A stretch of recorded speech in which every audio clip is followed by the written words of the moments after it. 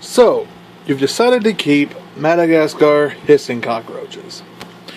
Well, there's a few things you ought to know first. First off, they're not hard to keep. They're very simple, as are most insects. As their name suggests, they come from the island of Madagascar, where they live mostly in fallen down trees and under rocks, as do most roaches. They feed on fallen fruit, and that's what we feed them here. Little pieces of strawberry or grape or just whatever you've got laying around, really. They're not that picky. Not big on vegetables, but they will eat them if they're hungry. I keep 5 in about a 15 by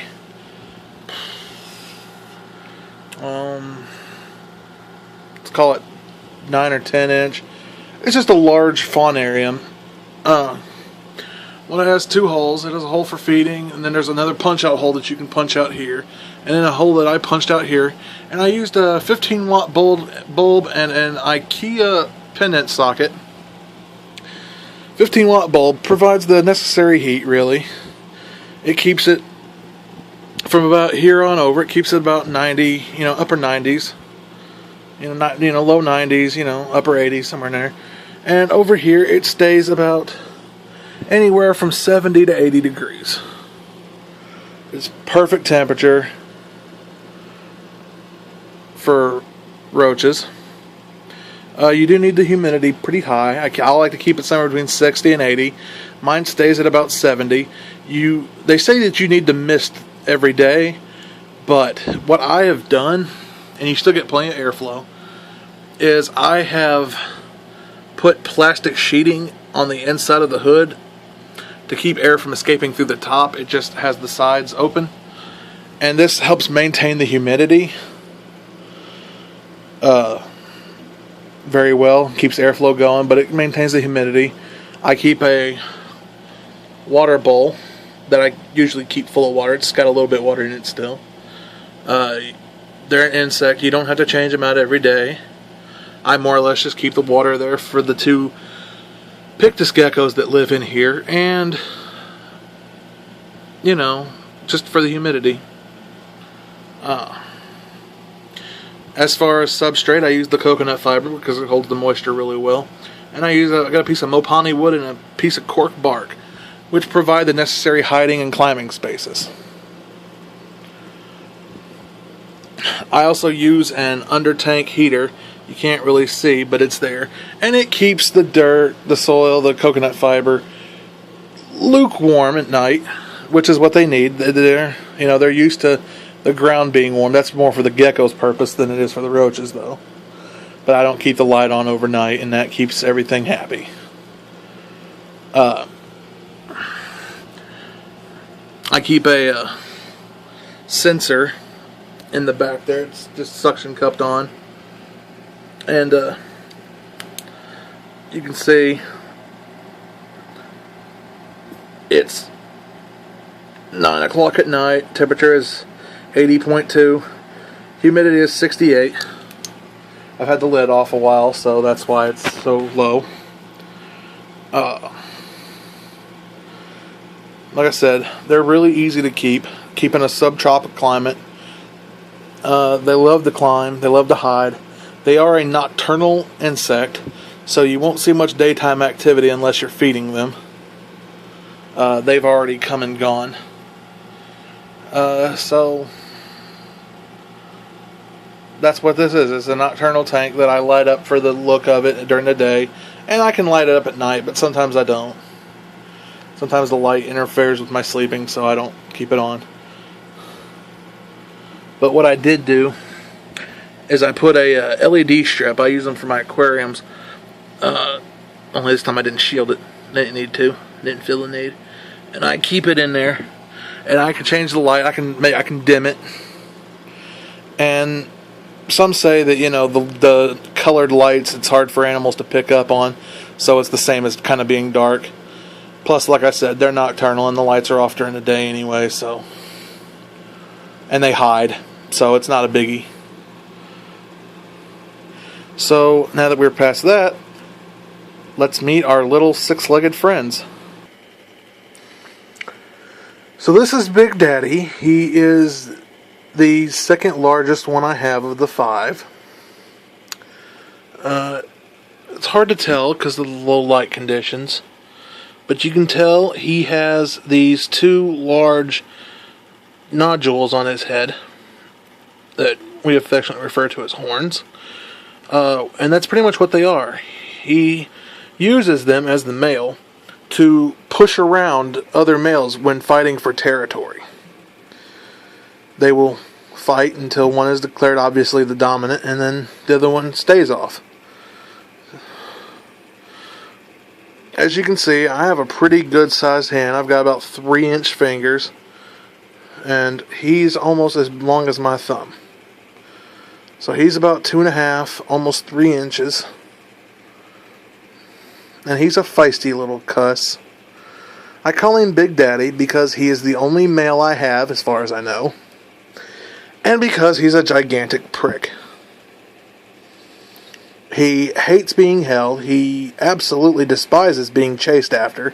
Whereas the others, when I go to get them, they will usually, I can nudge their behinds and they'll run. He won't. He'll hunker down and stand his ground like a big jerk. They don't bite. They only use their mouth to eat. They do not bite. The hissing noise that they make actually comes from a couple of air holes on their underside that they expel air through, and that's what makes the hissing sound. Their only other really defense mechanism is sometimes they will expel water.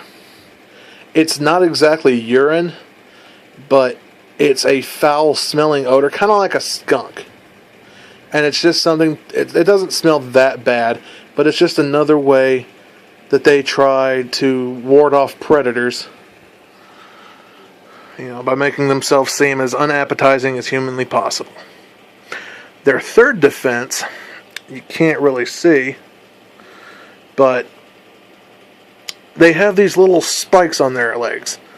Well, they're not long, and they're more or less used to grip surfaces. There you go, you can see them really good there. But if they catch you wrong with them, it'll barb the hell out of you. They have their antennas they use to look for food. And if you can actually tell, you can actually see their little head. See, it's always down. Always keeping their head down to the ground, looking for their next meal. And that's the anatomy of the roach. In time, if you keep them long enough, they may develop these small white particles on their underside. It's a species of mite. The name escapes me right now, but they act as cleaning crews for the roach. They're non-invasive. They have no effect on anything else. They're not like, they won't itch you or anything. They're not like turkey mites or anything, or lice. They're specifically there for the roach, and they clean up any refuse the roach may have on its belly. Roaches catch a really bad rep, but they are insanely clean.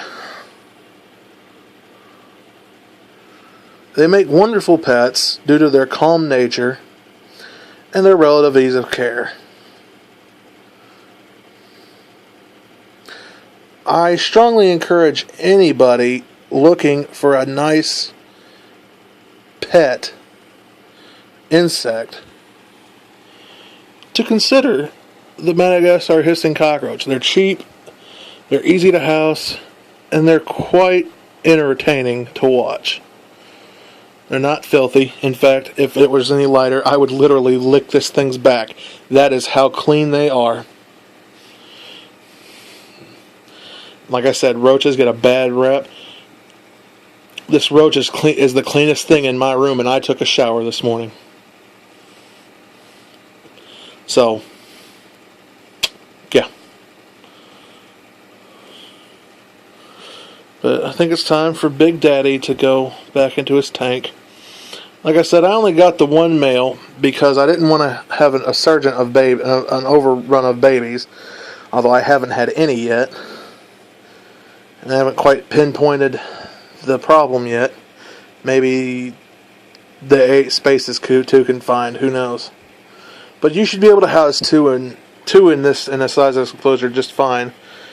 Like I said, I've got 5 roaches, 2 small geckos, a plethora of isopods that act as cleaning crews for the terrarium. Super worms that escape. Where are you going, Chief? Like I said, once they get used to you, they'll explore your entire body. Give me just a minute. Well, they aren't particularly rambunctious. During the little break there, I paused the video and went to reach for him, and he literally jumped off my arm onto my leg. So they are sneaky. And he's cleaning his little antenna. That's why it was curved under. He had it curved under because he was cleaning his little antennas. They do that. Like I said, they clean themselves very well. They're almost as meticulous as cats when it comes to cleaning. Like I said, terribly, terribly clean. So there he is. You can't really tell. No, he's doing it again. Let's see if I can get him to do it again. Like I said, terribly meticulous cleaners. Well, they don't want to pass up a meal.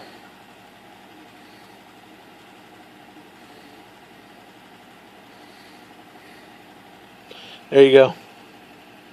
He has that other one curved under, you see? Cleaning off his antennas. I strongly encourage anybody who wants a nice pet, though, to pick up 1 or 2 of these. They make great pets. You can get 2 males, and you can occasionally watch them fight. But I would totally pick up 1 male and 1 female. They won't fight. You can get to see them mate, usually. And they have anywhere from, 20 to 40 babies. So if they mate, prepare yourself. The babies, the nymphs, actually make wonderful bearded dragon food. Then again, you can always keep them. Sell them to, kids who, give them as pets, sell them, or just, feed them to your roach, or to your bearded dragon, or other lizard who eats bugs and small roaches. But you want to feed them as nymphs, because once they get that hard shell on there, it's such a bear for the bearded dragon to digest. See, now he's trying to get back.